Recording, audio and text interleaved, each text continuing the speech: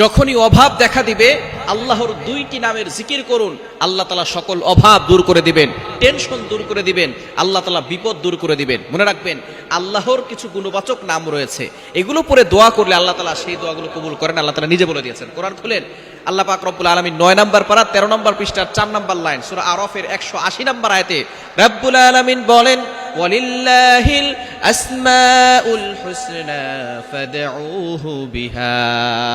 আল্লাহ পাক রব্বুল আলামিনের গুণবাচক কিছু নাম রয়েছে, এই নাম পড়ে যারা দোয়া করে আল্লাহ তাআলা তাদের দোয়াগুলো কবুল করে নেন। আপনার সকল দোয়া আল্লাহ তাআলা অ্যাকসেপ্ট করবেন, কবুল করে নেবেন। যখনই দেখবেন অভাবে পড়ে গেছেন, আপনি এই সময় মানুষের কাছে না চেয়ে তাহাজ্জুদের নামাজে আল্লাহর কাছে চান। কারণ তাহাজ্জুদের সময়টা হচ্ছে এমন সময় যে সময় আল্লাহ তাআলা নিজে প্রথম আসমানে এসে বান্দাদেরকে ডাকতে থাকেন। মুয়াজ্জিন 5 বেলা মানুষকে ডাকে, হাইয়া আলাস সালাহ, হাইয়া আলাল ফালাহ, কাম টু দা সাকসেস, সফলতার দিকে আসো, কল্যাণের দিকে আসো।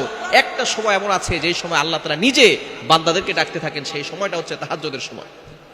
এই সময় আপনি আল্লাহর কাছে দোয়া করবেন, আর আল্লাহ তাআলার গুণবাচক দুইটা নাম 100 বার করে পড়বেন। একটা নাম হচ্ছে আল ওয়াহাব।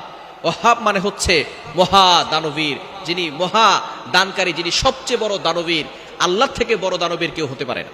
আল্লাহ পাক রব্বুল আলামিন যখন মানুষ যা চাইবে তাই দিতে পারে, সুতরাং আপনি আল্লাহর কাছে চাইবেন। এক নাম্বার হচ্ছে আল ওয়াহাব, ইয়া ওয়াহাবু, ইয়া ওয়াহাবু, এটা পড়বেন। দ্বিতীয় নাম্বার হচ্ছে ইয়া ফাত্তাহু। আপনি এটা 100 বার 200 বার করে পড়বেন।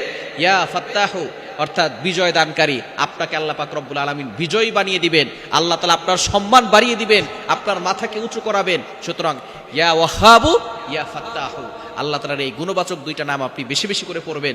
বিশেষ করে ফজরের নামাজের পরে পড়বেন, তাহাজ্জুদের নামাজে সিজদায় গিয়ে আপনি সুবহান রাব্বিয়াল আলা 3 বার বলে তারপরও পড়তে পারেন।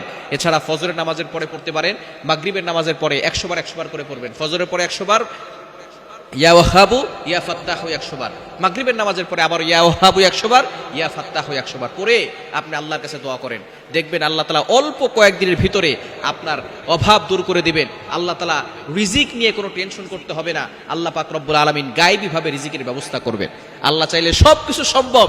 আল্লাহ তাআলা পাখিকে রিজিক দান করেন। আল্লাহ তাআলা নিজে বলে দিয়েছেন 12 নম্বর পারার 1 নম্বর পৃষ্ঠার 1 নম্বর লাইন সূরা হুদের 6 নম্বর আয়াতে, ওয়ামা মিন দাব্বাতিন ফিল আরদি ইল্লা আলাল্লাহি রিজকুহা।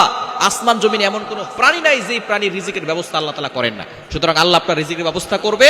আপনি ইয়াকিনের সাথে আল্লাহ তাআলার এই দুইটি গুণবাচক নাম পড়ে দোয়া করবেন, ইয়া ওয়াহাবু, ইয়া ফাত্তাহু।